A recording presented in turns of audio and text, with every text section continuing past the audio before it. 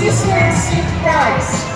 Welcome to the Philippine Apostolic Congress on Mercy 2025 here in Davao City.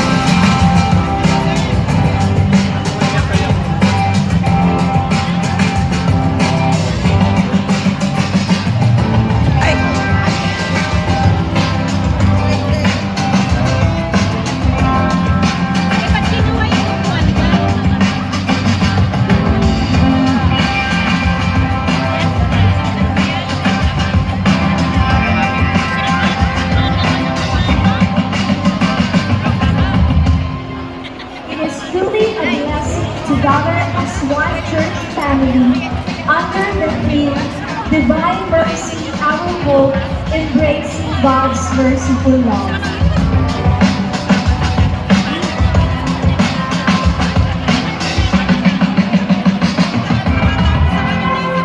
We are deeply blessed to be gathered here as one community of faith, united by the message of God's mercy.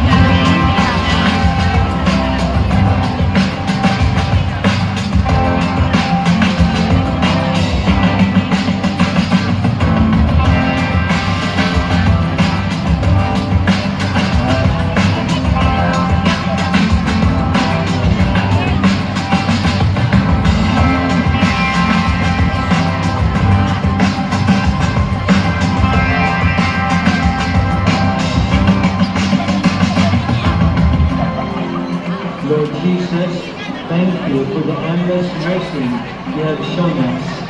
Teach our heart to be like yours, patient, kind, and ready to forgive.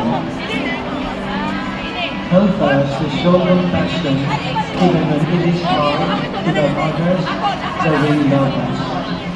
Make our life a reflection of your mercy so that in our words and actions, people may see you. Amen. Thank you.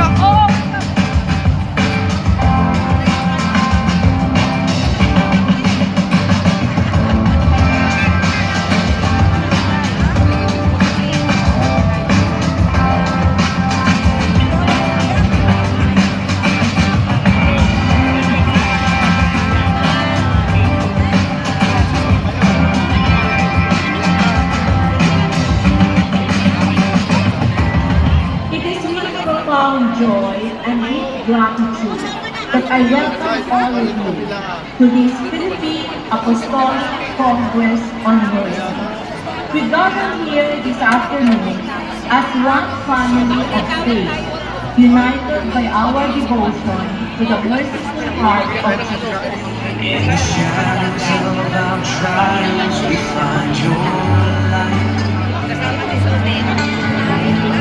This year's theme, Divine Mercy, Our Hope, Embracing God's Merciful Love, could not be more timely.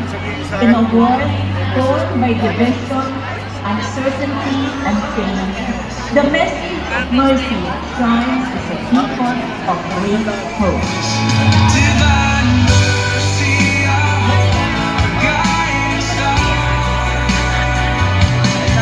In your embrace we find who we are. With open hearts, we come to your throne. Let us not forget this system of holiness, education in the structure of good government, transparency, Check, mic check. No mic which test. counters No social mic things test. that afflict Philippine society. These are pastoral proposals. Can we kindly request all our beloved delegates to please settle down? Please find your seats, be seated and prepare for our final day of PACOM 2025. Please be seated already as we will begin our pre-program soon. Thank you. Kay Arch, pila kay